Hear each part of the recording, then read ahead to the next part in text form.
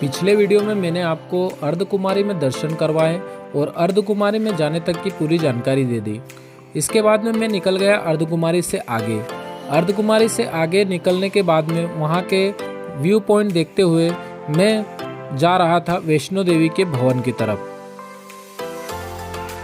आप यदि नीचे से ऊपर आ रहे हैं तो खाने के लिए वैष्णो देवी साइन बोर्ड की तरफ से ही अर्धकुमारी में ही आपको जो है खाने के लिए मिल जाएगा बहुत ही कम रेट में।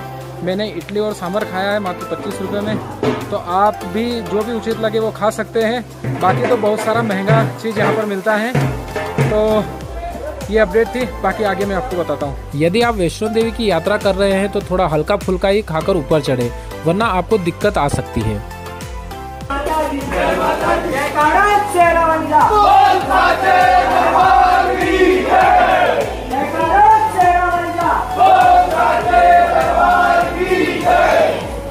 जैसे जैसे मैं माँ वैष्णो देवी की यात्रा कर रहा था और ऊपर चढ़ रहा था, वैसे वैसे बादल हमसे टकरा रहे थे और नीचे जाते जा रहे थे। यहाँ पर सागर सूरी हॉस्पिटल बना है जो कि एकदम निःशुल्क है, तो यदि आपको रास्ते में कोई दिक्कत हो तो आप यहाँ इलाज भी करवा सकते हैं। भक्तों से निवेदन है कि यहाँ पर निःशुल्क हलवा प्रसाद ग्रहण करें। दोस्तों, यहाँ जो निःशुल्क हलवा प्रसाद मिलता है वो मिलता है सुबह 7:30 बजे से लगा करके 2:30 बजे तक, और फिर 3:30 बजे से लगा करके रात के 10:30 बजे तक। उसके बाद में रात्रि 11:30 बजे से लगा करके सुबह 6:30 बजे तक जो मिलता है, यहाँ पर निःशुल्क हलवा मिलता है।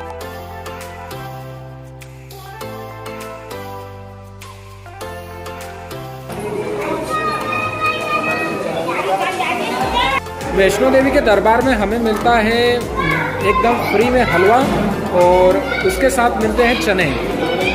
ये हलवा है और ये है चने, और यहाँ से जो नज़ारा है वो कुछ इस प्रकार दिखाई देता है बाहर का। तो आप यहाँ पर बैठ के आराम से हलवा और चने खा सकते हैं। हलवा और चना मैं आपको थोड़ा टेस्ट करके बता देता हूँ। एकदम मस्त है भैया,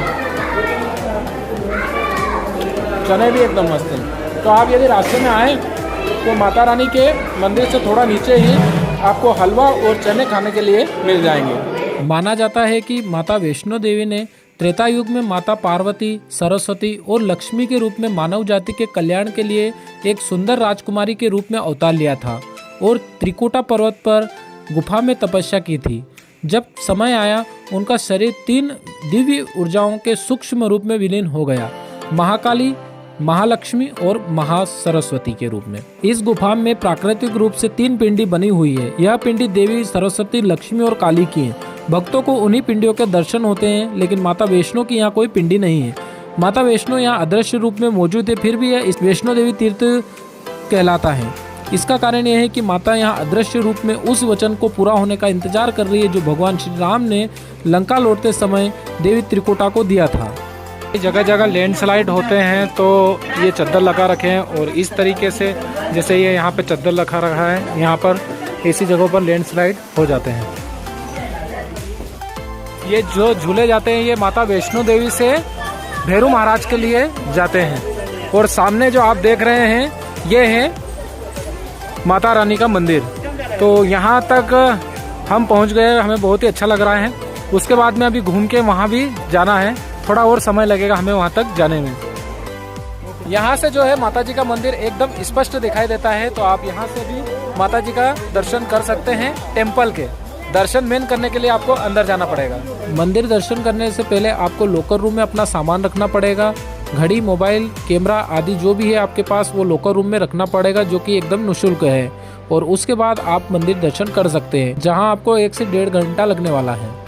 मंदिर से पहले ही लॉकर रूम बना हुआ है, और वहाँ पर जो है मोबाइल, घड़ी या बैग कुछ भी नहीं ले जाने देते हैं। तो मैं अपना जो मोबाइल है यहीं पे रखता हूँ, और उसके बाद में दर्शन करते हैं। उधर से आके बताऊँगा मैं कि वहाँ की क्या स्थिति रहती है। जो आप सामने देख रहे हैं ये है माता रानी का भवन।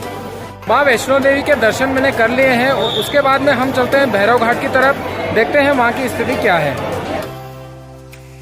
मैं भैरव बाबा दर्शन करने के लिए 6:30 बजे रोपवे स्टेशन पर पहुंचा।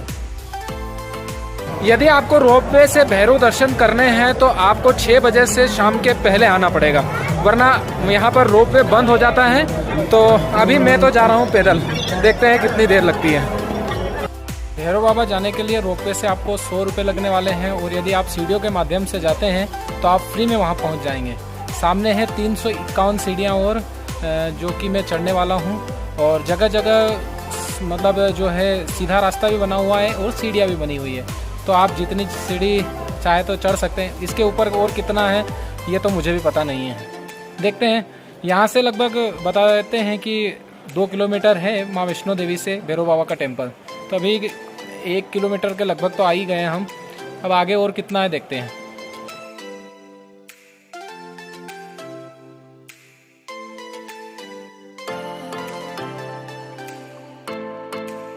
बताया जाता है कि माँ वैष्णो देवी के दर्शन करने के बाद में भैरव महाराज के दर्शन करना अनिवार्य है, तो इसलिए मैं पहुंच गया हूं सीढ़ियों के माध्यम से। पहुंच नहीं गया हूं, मतलब पहुंच रहा हूं, और सामने जो है मंदिर दिखाई दे रहा है। तो चलते हैं आगे। अब भैरव बाबा दर्शन के लिए यदि आप आगे जाएंगे तो यहाँ पर आपको कोई ज़्यादा शॉप नहीं मिलेगी, तो आप जो भी है थोड़ा बहुत खा पी के नीचे से ही आए। वैष्णो देवी से भैरव महाराज की जो चढ़ाई है वो मैंने पूरी सीढ़ियों से की है, लगभग 100 सीढ़ियाँ और ऊपर बच गई है। तो चलते हैं, वो भी चढ़ाई पूरी कर ही लेते हैं। ये भाई रोपवे का रास्ता है जहाँ से रोपवे निकलता है। मैं पहुँच गया हूँ भैरव महाराज के एक और व्यू पॉइंट पर, जहाँ से जो नज़ारा है कुछ इस प्रकार दिखाई देता है, और लगभग पहाड़ों की सबसे ऊंची चोटी यही है। अभी और भी थोड़े आगे हैं, लेकिन यहाँ का नज़ारा मैं आपको दिखा देता हूँ। यहाँ से सामने यह वैष्णो देवी का मंदिर दिखाई देता है। ये बादल जो है पहाड़ी से टकरा कर आ रहे हैं, ये लगभग हम सबसे ऊंचे पहाड़ पर आ ही गए हैं, और ये व्यू पॉइंट है। यहाँ से आगे जाने में ही डर लग रहा है। ये नदी है जो सामने, जिस शहर से हम आए हैं वो जो है वो सामने ही है, और इसके नीचे बस ये यहाँ पर बना है हेलीपैड। यदि आप हेलीकॉप्टर से आएंगे तो यहाँ पर आपको उतार देगा। तो इस तरीके का नज़ारा जो है सामने दिखाई देता है। इस व्यू पॉइंट के सामने यह एलईडी लगी हुई है, और यहाँ पे कई लोग फोटो और सेल्फी भी लेते हैं।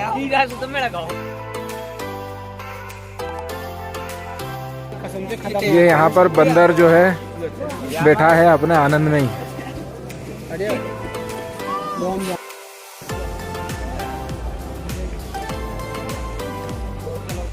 अभी शाम के बज रहे हैं लगभग 7:30 पौने 8 के लगभग बज रहे हैं, और अभी हम चढ़ाई ही कर रहे हैं। रास्ते में मतलब उतरते वक्त क्या पता कितने समय में हम नीचे उतरेंगे।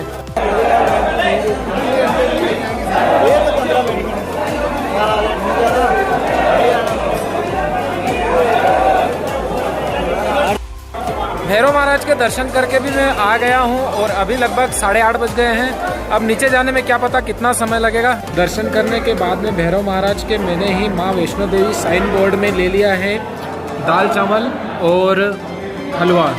ये है दाल चावल जो कि मुझे 40 रुपये में पड़ा है, और ये है हलवा जो कि मुझे 35 रुपये में पड़ा है, और साथ में अचार भी। दाल चावल और साथ में हलवा खाने के बाद में मैंने ले लिया है दूध, जो कि मुझे 15 रुपये में पड़ा है माँ वैष्णो देवी साइन बोर्ड की तरफ से। और मैं आपको बता दूं कि जो दाल चावल और जो हलवा खाया उसी में मेरा पेट इतना फुल हो गया है कि पूछो ही मत। ऊपर से मैं दूध पी रहा हूँ। अब क्या पता, सोच रहा हूँ थोड़ा आराम करूँगा, उसके बाद मैं नीचे जाऊँगा। यदि आप नीचे से ऊपर आते हैं तो थोड़ा हल्का फुल्का ही खा करके आइए, क्योंकि यदि आप ज़्यादा कुछ खा के आएंगे तो आपको चढ़ने में बहुत ज़्यादा दिक्कत होने वाली है। तो जब आप नीचे से ऊपर आएँ तो बिल्कुल हल्का फुल्का खाकर निकलें। यदि आप वैष्णो देवी आ रहे हैं तो आप जो है यहाँ पर खाना या कुछ खाना है तो आप माँ वैष्णो देवी साइन बोर्ड में ही खाएं, क्योंकि यहाँ पर जो क्वालिटी है वो बहुत ही अच्छी मिलती है। दूध भी बहुत अच्छा है यहाँ का। तो जब भी आप यहाँ पे आए तो दूसरी जगह देख लीजिए, लेकिन यहाँ का खाना सबसे बेस्ट है। भैरव महाराज दर्शन करने के बाद जब आप नीचे उतरेंगे पीढ़ियों के माध्यम से तो माँ वैष्णो देवी का दरबार आपको कुछ इस प्रकार दिखाई देगा। और ये रात का नज़ारा है माँ वैष्णो देवी के दरबार का।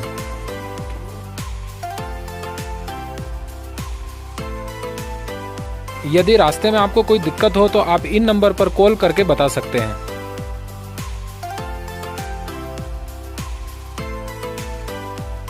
ये भाई हेलीकॉप्टर जा रहा है, ये चार्ज लेकर ऊपर आपको छोड़ देता है। यहाँ पर मुझे साफ सफाई बहुत ही अच्छी लगी, क्योंकि यहाँ पर मतलब जगह जगह जो है सफाई कर्मी है, एकदम अच्छे से सफाई करते हैं। उसके बाद में बात कर लेते हैं यहाँ पर आने के खर्च के बारे में। तो यहाँ पर आने के खर्च जो होंगे आपको, वो होंगे लगभग 1000 से 800 रुपये के लगभग होंगे। आप ज़्यादा से ज़्यादा यहाँ पर आएंगे तो 500 रुपये का रूम ले लेंगे। अरे यदि 2 पर्सन रहे तो 250-250 रुपये इससे आ जाएंगे, और 500 रुपये में आपको अच्छा रूम मिल जाएगा। यहाँ 300 रुपये से लगा करके 1500-2000 तक भी आपको रूम मिल जाएंगे। उसके बाद में यहाँ पर ऊपर जो माँ वैष्णो देवी साइन बोर्ड की तरफ से कई काउंटर बने हुए हैं, तो आप वहाँ पे यदि प्रसाद लेंगे तो आपको सस्ते में ही प्रसाद मिल जाएगा। तो बाकी आने जाने का है तो वो सबसे सस्ता रास्ता है पैदल का, तो आप पैदल आ जा सकते हैं। तो 1000 से 800 रुपये के खर्च में ही आप आ जा सकते हैं, माँ वैष्णो देवी के पूरे दर्शन कर सकते हैं। उसके बाद में आने का अलग हो जाएगा, और उसके बाद में यदि आप यहाँ हेलीकॉप्टर से पिट्ठू से जाना चाहते हैं तो वो खर्च अलग हो जाएगा। तो फिलहाल तो इतना ही है, और मैंने आपको पूरा उधर भी दर्शन करवा दिया है, लास्ट में अपडेट भी दे दी है। और यहाँ जब आप आए तो घोड़ों से थोड़ा सावधान रहें, क्योंकि आप जब आते हैं और घोड़े आते हैं तो हो सकता है आपके ऊपर कहीं पाँव पे पैर रख दे, तो उनसे थोड़ा बच के रहे, ये आपको थोड़ी सावधानी रखनी है। तो अभी के लिए तो इतना ही। आगे मैं आपको अगले टूर के बारे में ले जाऊँगा और वहाँ के भी आपको दर्शन करवाऊँगा। तो अभी के लिए जय माता दी।